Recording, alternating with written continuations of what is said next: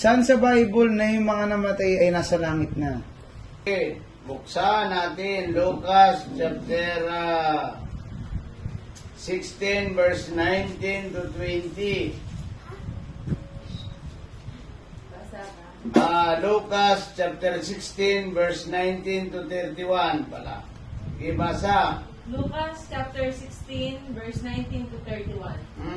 May isang mayamang laging nakasuot ng mamahaling damit at saganang-sagana sa pagkain araw-araw.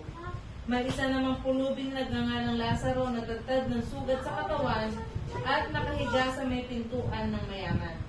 Sa hangad na matapunan man lamang ng mumong nahuhulog mula sa hapag ng mayaman. At doon nilalapitan siya ng aso at dinidilaan ng kanyang mga sugat. Namatay ang pulubi at siya'y dinala ng mga anghel sa piling ni Abraham. Namatay rin ang mayaman at inilibing.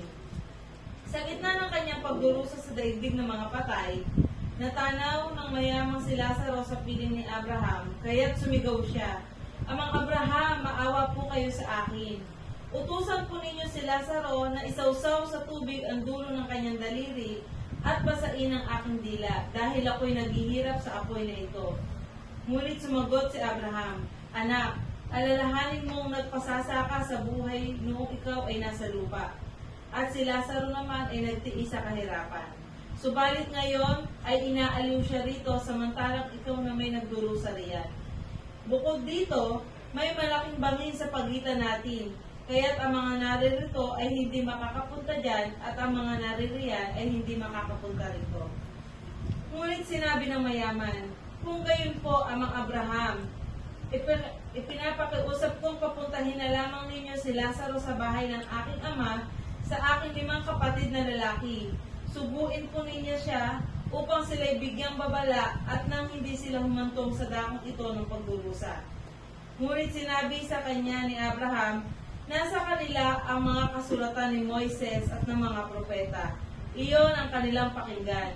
Sumagot ang mayaman, "Hindi po sapat ang mga iyon.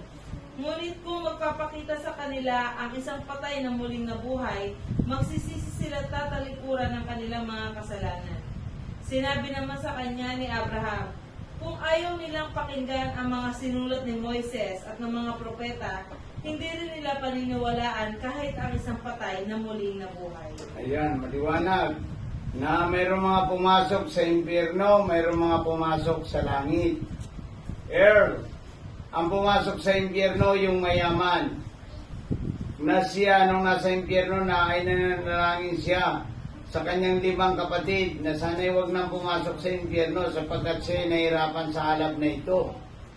Sabi niya, "Kung maaari lang po ang Abraham, utusan mo si Lazaro na bumagbalik sa lupa upang paalalahanan ng aking mga kapatid para hindi na sila humantong dito sa kinahantuan kong ito, na naghihirap ako sa alab na ito ng impyerno."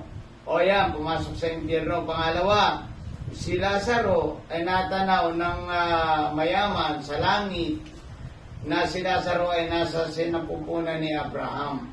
Ngayon, si Lazaro ay nasa langit kasama si Abraham.